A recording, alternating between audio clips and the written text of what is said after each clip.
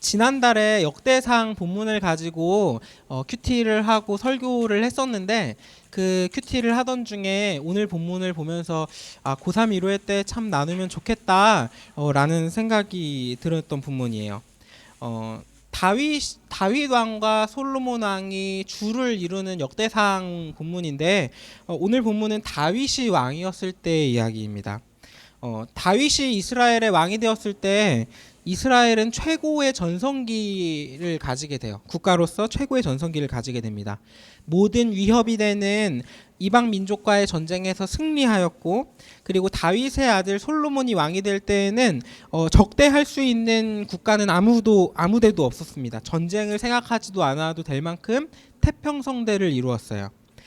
그리고 이스라엘의 승리는 물론 하나님이 다윗과 함께 하셨기 때문에 가능했습니다.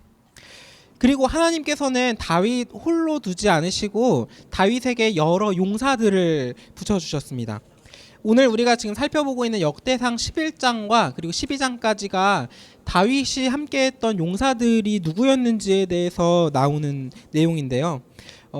이 용사들을 보면은 다윗의 그 군대 조직 체계를 우리는 알지 못하지만 이 용사들의 모습을 보면서 이 명단을 보면서 다윗의 군대 조직이 어떻게 되었을지 우리는 추측해 볼 수 있어요. 역대상 11장에 나오는 용사들의 명단을 보면은 이스라엘은 맨 위에는 3명으로 이루어지는 최고 사령관 집단이 있고 그 밑에는 30명으로 이루어진 용사 집단이 하나가 있고 그리고 그 밑에는 또 다른 용사 집단, 몇 명으로 구성된지는 모르겠는데 또 다른 용사 집단이 있습니다. 그리고 이제 우리가 용사라고 이렇게 표현을 하는데 우리식으로 이야기를 하면 일군을 이끄는 부대장, 장교 정도라고 생각을 할 수 있을 것 같아요. 정우진 선생님은 병사로 가시는데 이제 장교로 가시는 분은 이제 사관학교를 나오고 이렇게 하시는 분들인 거죠. 그리고 오늘 본문에 나오는 브나야라는 사람은 이 역대기 본문에서 이 용사들 중에 5번째에 나오는 사람입니다.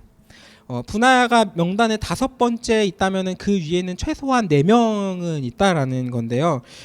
그런데 왜 오늘 브나야를 보려고 하냐면 브나야가 역대상 본문에서 이 용사들의 본문에서 가장 긴 본문을 가지고 있기 때문이에요. 원래 이렇게 서열을 정리할 때는 그 전투력이나 그 사람의 전투력이나 업적을 가지고 서열을 정리합니다. 그렇다라는 말은 브나야의 전투력이 최고라는 거였을까요? 최고가 아니었다는 겁니다. 위에 최소한 4명이 있다라는 거고 업적으로 따져도 아마 브나야는 위에 사람들보다는 업적이 떨어지는 걸 거예요. 그런데 역대상 본문에서는 브나야의 업적이 제일 길게 제일 많이 나와요. 왜 브나야가 이렇게 더 많이 나올까요? 왜 브나야가 이렇게 많이 나올까요? 브나야 앞에 나오는 4명의 사람들은 한 구절 혹은 2구절 잠깐만 나오는데 그리고 브나야의 뒤로 나오는 이제 26명, 25명의 이름들은 이제 모두 다 누구누구의 아들이라고만 나오고 업적은 나오지 않습니다. 업적이 소개되는 마지막 용사인 브나야는 드라마로 치면은 다윗의 한 대하 드라마 50부작 정도 되는 드라마에서 조연으로 출연을 했는데 조연인데 가장 대사가 많은 거예요. 분량이 제일 많이 나오는 거예요. 왜 이렇게 주연 조연 합쳐서 나오는 조연인데 왜 이렇게 많이 나올까요? 브나야의 업적은 3가지가 등장을 합니다. 오늘 본문에서는요. 그 중에서 3번째 업적에 조금 집중해서 보려고 하는데 한번 23절을 한번 같이 읽어볼까요? 23절. 23절을 한번 보세요. 자, 함께 한번 같이 읽어보겠습니다. 11장 23절입니다. 시작. 또 키가 큰 애굽 사람을 안 보시는군요. 그럼 제가 읽겠습니다.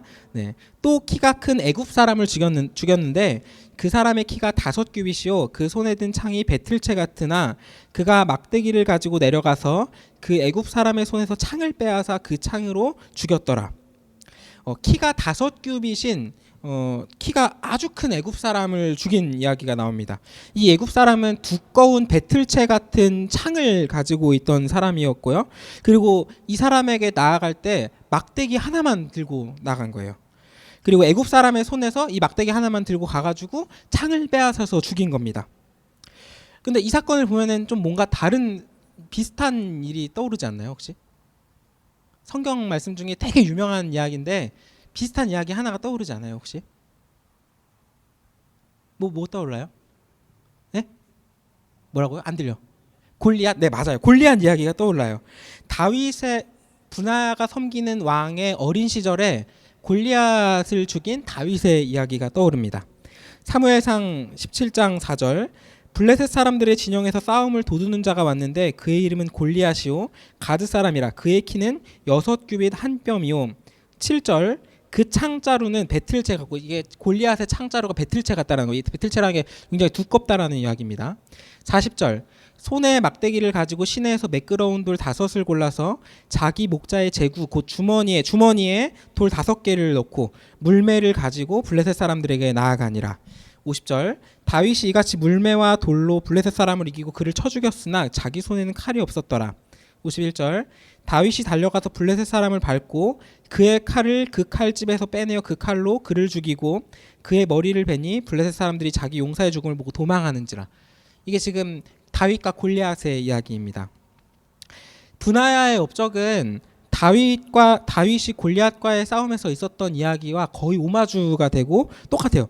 그리고 분하야는 다윗의 시위대장이 된다라고 되어 있는데 이조차도 비슷한 게 다윗이 골리앗을 죽이고 사울에게 갔을 때 사울은 어디를 가든지 사울의 군대의 장으로 임명을 해주었습니다. 어떤 장소를 가든지 그곳에서 군대장으로서 삼아주는 거예요. 분하야는 다윗과 비슷한 업적을 가졌지만 그런데 다윗과 다른 점은 왕이 되지는 않아요. 이후에 다윗처럼 엄청 눈에 띄는 영웅이 되지는 않았어요. 하지만 분하야는 다윗처럼 언제나 하나님께 충성하였고 하나님의 기름 부은 왕에게 충성을 하였습니다. 다윗의 아들 아도니아라는 사람이 있는데 아도니아라는 사람이 반역을 일으키거든요. 자기가 왕이 되려고. 근데 반역을 일으키고자 할 때 오늘 본문 역대기 11장에 가장 앞에 나오는 요압이라는 사람은 아도니아의 편에 서서 그 반역에 가담합니다. 근데 분하야는 반역에 가담하지 않았어요. 다윗의 뜻이 무엇인지 물었고 다윗이 솔로몬을 지지하니까 다윗의 말을 따라서 솔로몬이 왕이 될 수 있도록 함께하였습니다. 분하야는 다윗을 향한 충성을 끝까지 잃지 않았어요. 그리고 사실은 다윗도 마찬가지였습니다. 다윗도 사울 왕의 명령에 언제나 순종하려고 했습니다. 사울 왕에게 반역의 깃발을 들려고 하면 들 수 있었는데 그렇게 하지 않았고 사울의 불합리한 명령에 순종하였고 몇 번의 죽음의 위기 속에서도 사울을 향한 충성을 잃지 않았어요. 다윗과 분하야는 굉장히 닮은 사람입니다. 그 삶이. 이제 말씀을 좀 맺으려고 하는데요. 오늘 본문에 분하야는 1등이 아니었어요. 앞에는 최소한 4명이 있었습니다. 하지만 50부작의 대하 드라마에서 대본에 대사 하나 없을 것 같은 조연이 가장 많은 분량을 가지는 이유는 다른 주연 배우나 조연 배우들보다 하나님께 충성하였기 때문일 겁니다. 하나님은 하나님을 믿는 사람들을 항상 최고의 자리로 올리고 1등을 하도록 만드시는 분은 아니에요. 제가 여러분들에게 다윗같이 되라 1등 하는 사람이 되라고 축복을 하고 싶지만 열심히 믿음을 가지고 살아도 다윗처럼 되지 않을 가능성이 더 높습니다. 하나님께서는 최고의 능력을 가진 사람들보다는 하나님의 말씀에 충성하는 사람을 기억하세요. 왜냐하면 하나님의 능력이 그 최고의 능력을 가진 사람보다 더 능력이 많으시고 하나님의 지혜가 최고의 지혜를 가진 사람의 그 지혜보다도 더 많으시기 때문이에요. 별로 능력이나 지혜 이런 거는 별로 의미가 없는 거예요. 하나님 앞에는. 하지만 하나님께서는 하나님을 향한 충성을 가진 사람의 마음은 기억하십니다. 분하야가 다윗에게 충성한 이유는 다윗이 사울에게 충성한 이유랑 같을 겁니다. 그리고 다윗이 사울에게 충성한 이유는 사울을 존경해서도 아니었고 사울을 두려워해서도 아니었고 하나님을 존경하고 하나님을 두려워했기 때문에 하나님의 기름 부은 사울에게 충성을 하였던 거예요. 제가 여러분들에게 권할 것은 하나님을 경외하고 두려워하는 이 모습을 따라가라는 겁니다. 하나님을 잘 믿고 잘 따라가면은 다윗처럼 1등 할 수 있고 다윗처럼 부자가 될 수 있고 다윗처럼 성공하지 못할 수도 있어요. 그렇게 되지 못할 수도 있어요. 하나님을 사랑하고 이웃을 사랑하려고 하다 보면은 필연적으로 우리는 내 것이라고 생각하던 그거를 내려놓아야 할 때가 있고 손해를 봐야 하는 상황이 생길 겁니다. 사랑하다 보면요. 손해를 봐야 하고 1등이나 부자, 성공과는 거리가 멀어질 겁니다. 하지만 하나님을 믿고 따르려고 할 때 하나님은 분명히 우리를 기억하십니다. 하나님은 하나님의 사람을 들어 쓰실 거예요. 그리고 하나님을 경외하고 두려워할 때 우리는 이대로 멈춰서 있지는 않을 겁니다. 부자가 되기 위해 노력하는 게 아니라 하나님의 영광을 위해서 노력하려는 삶을 살 거예요.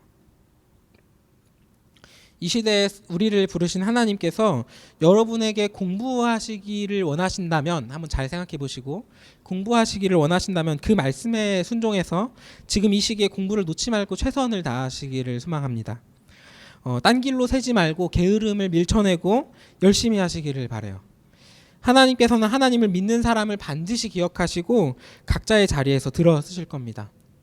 공부만 이야기하는 것이 아니라 어디를 가든, 사회로 나가든지 뭐 다른 곳을 어디로 가든지 1등을 못할 수도 있고 원하는 대학에 들어가지 못할 수도 있고 사회나 직장에서 실패할 수도 있어요.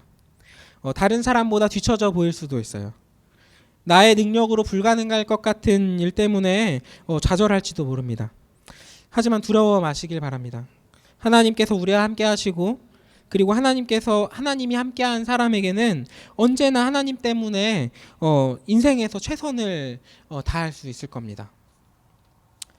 다윗이 목동으로서 자신에게 주어진 삶의 역할을 다하고 있었을 때 하나님께서 기름을 부으시고 그를 사용하셨어요. 분하야가 다윗의 용사로 충성을 다하고 최선을 다하였을 때, 그 역할에 충성하였을 때 역대기를 쓰시는 하나님께서는 분하야를 기억하시고 가장 분량이 많게 업적을 이야기해 주셨습니다. 하나님께서는 자신의 삶에 게으르지 않고 충성된 사람을 사용하시는 거예요.